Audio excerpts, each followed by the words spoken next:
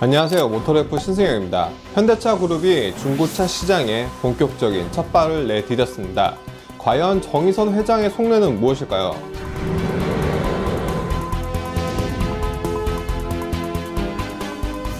현대차와 기아가 1월 경기도 용인과 전북, 정읍에 각각 자동차 매매업 등록 신청을 마쳤습니다.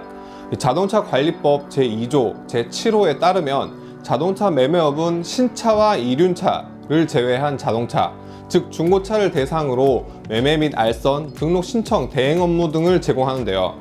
말 그대로 현대 기아차가 직접 중고차 사업에 뛰어들겠다고 선언한 셈입니다. 현대 글로비스도 1월 온라인 중고차 중개 플랫폼 오토벨을 리뉴얼 론칭했습니다. 그동안 현대 글로비스의 중고차 사업은 경매와 수출 등 기업 간 거래, B2B가 중심이었고 개인과 하는 B2C는 차량 매입 서비스만 한정적으로 제공해 왔습니다. 하지만 이제 오토벨을 통해 일반 소비자와 딜러를 연결해주는 중개 플랫폼 서비스까지 사업 영역을 확장하고 나섰습니다. 중소벤처기업부가 중고차 사업 개시 일시 정지 공고를 내리며 제동을 걸었지만 현대차그룹 태도는 확고합니다. 이 중기부 공고가 강제 사항이 아닌 만큼 사업 준비 절차를 계속 이어간다는 방침인데요. 공고 위반 시 처벌도 1억 원 이하 과태료에 불과해 부담스럽지 않다는 입장입니다. 실제로 코스트코를 봐도 2017년과 2019년 두 차례 중기부의 사업 정지 공고에도 불구하고 신규 매장 개장을 강행한 바 있죠. 오히려 현대차 그룹은 2019년부터 지지부진하게 이끌어온 중고차 매매업에 대한 생계형 적화업종 지정 여부가 올해 3월 대선 이후로 예고된 만큼 중고차 사업 준비에 박차를 가하는 모양새입니다. 기존 중고차 업계는 거세게 반발하고 있지만 대다수 소비자들은 긍정적인 반응입니다. 일반적인 대기업의 문어발식 사업 확장이라면 거부감을 보였겠지만 현재 중고차 시장은 판매자와 구매자 간 정보 비대칭이 심각한 레몬마켓이기 때문입니다.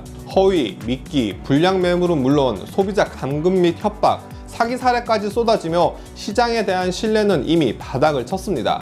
공정거래위원회 소비자상담센터 자료에 따르면 2014년부터 2019년까지 중고차 중개 및 매매와 관련된 소비자 불만 상담 건수는 연평균 만여 건에 달했습니다. 2020년과 2021년 접수된 불만 상담도 11,000여 건으로 스마트폰 판매나 정수기 렌탈 등에 이어서 네 번째로 많았습니다. 중소기업 적합업종 지정이 종료된 2019년 이후 소비자 불만 상담 건수는 감소했지만 사실 그 배경도 중고차 업계가 자정에 노력을 기울였다고 보기는 어렵습니다. 그 속을 들여다보면 브랜드 인증 수입차 및 직영 중고차 사업의 활성화를 비롯해 대형 중개 플랫폼의 허위 불량 매물의 감시, 단속 강화, 그리고 개인 간 거래 물량 증가 등이 영향을 미친 것으로 풀이됩니다. 이에 동반성장위원회마저도 중기부에 중고차 매매업의 생계형 적합업종 재지정이 부적합하다고 의견서를 제출하는데요. 이처럼 현대차 그룹의 중고차 시장 진입은 거스를 수 없는 흐름이라고 할 수 있겠습니다. 현대차 그룹 입장에서도 중고차 사업은 고를 수밖에 없는 선택지입니다. 국토교통부 자료를 기준으로 지난해 국내 중고차 거래량은 246만여 대로 신차 판매량 174만여 대의 1.4배를 웃돌았습니다. 이 246만여 대란 숫자도 상사 간 이전 거래나 매입 물량, 개인 간 산속 및 증여를 뺀 순 판매량인데요. 한국자동차 산업협회 등에 따르면 연간 중고차 시장 규모는 30조 원으로 추산됩니다. 또한 미국 컨설팅 회사인 프로스트 앤 설리반이나 K카를 인수한 사모펀드, 한앤컴퍼니 등은 이 중고차 시장 규모가 연간 39조 원에 달하는 것으로 평가했습니다. 어쨌든 이 거대한 시장 규모에 반해 진입장벽은 매우 낮습니다. 상대적으로 현대차 그룹의 기존 사업 조직과 연관성은 매우 높죠.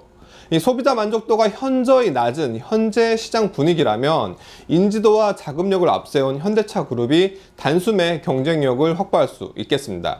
더욱이 인증중고차 사업은 브랜드 가치를 높이는 데도 주요합니다. 이 수많은 플레이어가 난립하는 중고차 시장에서 인증중고차는 하나의 명확한 기준이자 잣대가 될 수 있죠. 비록 일부 물량이더라도 인증중고차는 시장 내 가격 형성에 상당한 영향을 미칩니다. 이 소비자도 가격 방어가 잘 된 제품을 선호하는 만큼 이 브랜드가 보증하는 인증중고차 사업은 중고차 감가상각률을 낮추고 신차 할인 및 판촉 프로모션 비용도 줄일 수 있습니다. 이와 함께 할부, 리스, 렌탈, 구독 등 현대캐피탈의 다양한 금융상품과 결합해 한층 더 고도화된 서비스를 개발할 수도 있죠.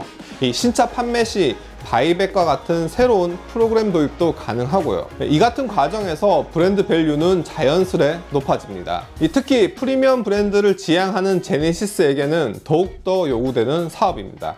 더불어 현대차그룹 입장에서는 현재 수면 아래 이루어지는 불법적인 관행을 보다 체계적이고 합법적으로 만들겠다는 취지도 내세울 수 있는데요. 사실 신차 영업사원이 고객의 기존 차량을 처분하거나 중개하는 것은 관행처럼 이루어지고 있지만 엄밀히 따지면 자동차 매매업을 등록하지 않았기 때문에 자동차 관리법상 위법이거든요. 이 중고차 사업은 단기적이고 가시적인 성과뿐 아니라 현대차 그룹의 중장기적인 비전과도 맞물립니다. 이 현대차 그룹은 정의선 회장이 경영 전면에 나선 이후 자동차 제조사에서 스마트 모빌리티 솔루션 기업으로 거듭날 것을 선언했습니다. 앞서 정몽구 명예회장은 이 쇳물에서 자동차까지란 구호 아래 이 현대제철 일간제철소부터 자동차 제조 전 공정을 아우르는 수직 계열화 시스템을 구축했습니다. 그렇다면 정의선 회장은 신차와 중고차 그리고 폐차까지 자동차 라이프타임 밸류를 책임지는 생태계 구축에 나서야 합니다. 더불어 자동차 생애 전주기를 관리하며 수집한 빅데이터를 기반으로 미래 모빌리티 시장을 예측하고 사업 다각화와 다양한 전략 수립에 사용할 수도 있겠습니다. 지금 중고차 시장은 소비자 후생이란 명분이 소상공인 보호란 기존 주장을 덮고 있습니다. 이 여론을 등에 업은 현대차 그룹은 과연 어떤 형태로 시장에 진출할까요? 현대기아차 인증중고차 사업은 지난해 더불어민주당 을지로위원회가 주최한 중고차 매매 산업 발전 협의회 등을 통해 대략적인 윤곽이 드러났습니다. 우선 현대기아, 제네시스뿐 아니라 브랜드에 관계없이 중고차 매입을 진행하고 이 신차 구매 시 할인 혜택을 적극적으로 제공할 방침입니다. 중고차를 사고 파는 과정에서 이윤을 남기는 것보다 신차 구매를 유도하는 것이 주된 목적이죠. 이외에 현대캐피탈에서 운영하는 리스 및 렌터카부터 그룹 각 계열사의 법인 차량, 그리고 2년마다 임직원 할인 구매 시 발생하는 개인 차량 등 기타 매물도 상당할 전망입니다. 이렇게 매입된 중고차는 1차적으로 오프라인 사업부를 통해 판매됩니다.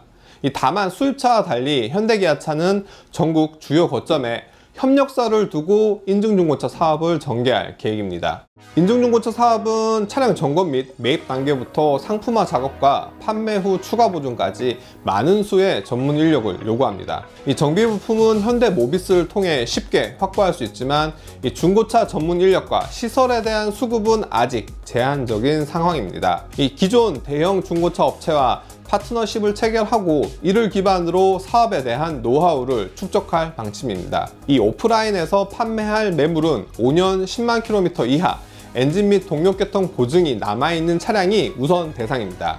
물론 향후 거래 대상 범위가 더 늘어날 수도 있겠지만 사업 초기 품질 안정화를 위해 연식 및 주행거리가 짧은 차량에 집중할 예정입니다. 연식이 오래되거나 상품화 과정이 복잡한 차량, 그리고 타사 브랜드 차량은 현대글로비스에서 경매 처리한 이후 오토벨 서비스로 소비자와 딜러 간 거래를 중개할 방침입니다. 이렇듯 현대기아차가 단기적으로 많은 물량을 매입하더라도 자체 노하우 부족과 협력사 규모의 제약 등에 따라서 오프라인 사업은 제한적일 전망이죠. 결국 상대적으로 인력 및 시설 투자가 작은 현대글로비스의 온라인 중개 플랫폼을 중심으로 중고차 사업을 육성할 계획입니다. 이 현대차그룹 중고차 사업의 핵심은 현대글로비스입니다. 이 현대기아차가 전면에 나서지만 그들 입장에서 중고차는 이 신차 판매 촉진을 위한 하나의 수단일 뿐이죠. 반면 현대글로비스에게는 중고차 사업이 놓칠 수 없는 먹거리입니다. 이 현대글로비스는 글로벌 종합 물류 기업을 표방하지만 그 성장 한계가 분명하기 때문이죠. 이 회사 전체 매출의 약 70%가 현대차 그룹 국내외 계열사에서 발생하고 수익 역시 상당 부분 내부 거래에 의존하고 있습니다. 더욱이 완성차부터 CKD, 부품, 원자재 등 다루는 품목도 신차에 오롯이 집중되어 있죠. 이 때문에 현대글로비스는 이전부터 중고차 사업 확대를 준비해 왔습니다. 2019년 중국 최대 민영 자동차 물류 회사인 창지우 그룹과 손을 잡고 조인트 벤처를 세워서 현지 중고차 시장에 진출합니다. 이 창지우그룹은 중국에서 13개 완성차 브랜드를 판매하는 현지 최대 자동차 유통회사입니다.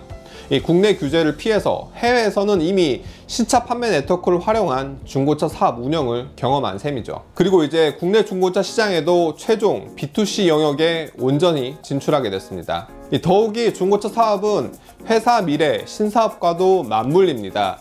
현대글로비스는 친환경 차 시장의 핵심인 전기차 배터리 사업에 진출할 것을 선언했는데요. 이 주행거리가 길고 배터리 수명이 빨리 닳는 법인 고객을 중심으로 배터리 충전부터 렌탈 및 교체, 회수, 재활용 등 사업을 계획하고 있습니다. 구체적으로 LG화학, KST 모빌리티 등과 협력해 교체용 배터리를 대량으로 확보해 장기 운영할 방침인데요. 이 배터리 재활용 및 에너지 저장 장치, ESS 플랫폼 구축까지 친환경차 시장과 더불어서 규모의 경제를 꿈꾸고 있습니다. 이 현대차 그룹이 현대글로비스에 집중하는 이유는 이 그룹의 순환 출자 해소와 정의선 회장의 경영권 승계 등이 엮여있기 때문입니다. 이 현대차 그룹은 국내 10대 그룹, 이 기업 집단 가운데 유일하게 순환 출자 고리를 해소하지 못했습니다. 대표적인 순환 출자 고리로는 현대모비스를 시작해 현대차, 기아차, 다시 현대모비스로 가는 이 꼬리에 꼬리를 물며 계열사 간 주식을 서로 보유하는 고리를 가지고 있죠. 이 순환 출자의 문제는 IMF 외환위기 당시 쓰러진 대우그룹의 연쇄부도처럼 이 계열사 하나가 부실해지면 출자 고리에 엮인 다른 계열사까지 연이어서 무너질 수 있습니다. 더불어 대주주가 이 소수의 지분으로 지배권을 행사해 일반 주주의 이익을 침해할 수 있고 외부 투기자본 공격에 취약합니다. 이로 인해 현대차 그룹은 공정위 등 정부로부터 이 순환 출자 해소와 지배구조 개편에 대한 압박을 꾸준히 받아왔습니다. 2018년 현대모비스와 현대글로비스 간 분할 합병을 통해 사업 지배회사로 체제 개편을 시도하지만 이 분할 합병 비율의 문제로 국내외 기관 투자자와 주요 의결권 자문사의 반대에 부딪혀서 실패합니다. 이와 관련된 내용은 앞선 영상을 참고하시면 되고요. 다시 본론으로 돌아와서 이 현대차 그룹 지배구조 개편이 지지부진한 가장 큰 이유는 바로 정의선 회장이 가진 주요 계열사 지분이 미미하기 때문입니다. 정의선 회장의 주요 계열사 지분은 현대차 2.62%, 기아 1.74%, 그리고 현대모비스 0.32%에 불과합니다.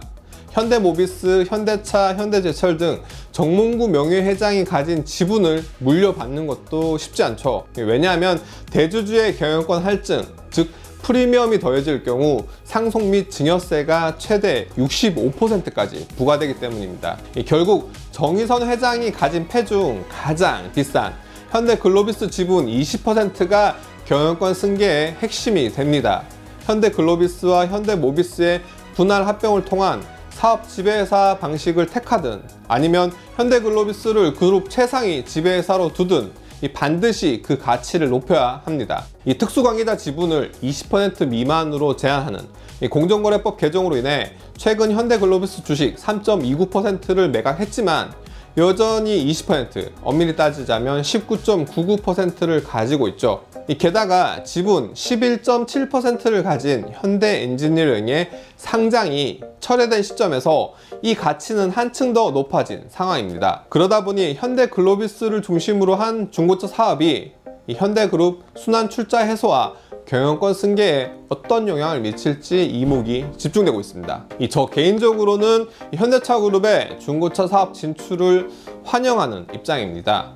현재 국내 중고차 시장이 상당히 잘못되어 있다고 생각하는데요. 하지만 현대글로비스를 중심으로 현대차 그룹이 추진하는 방식에도 일부분 불편함을 느끼고 있습니다. 다수의 일반 주주나 오롯이 시장을 위한 선택이 아니라 이 특정 대주주를 위한 의사결정 방식이 보이기 때문인데요. 현대차 그룹의 중고차 사업을 비롯해 정의선 회장의 경영권 승계와 그룹 순환 출자 구조 해소가 어떻게 진행될지 지켜보도록 하면서 지금까지 오토래프 신승현이었습니다.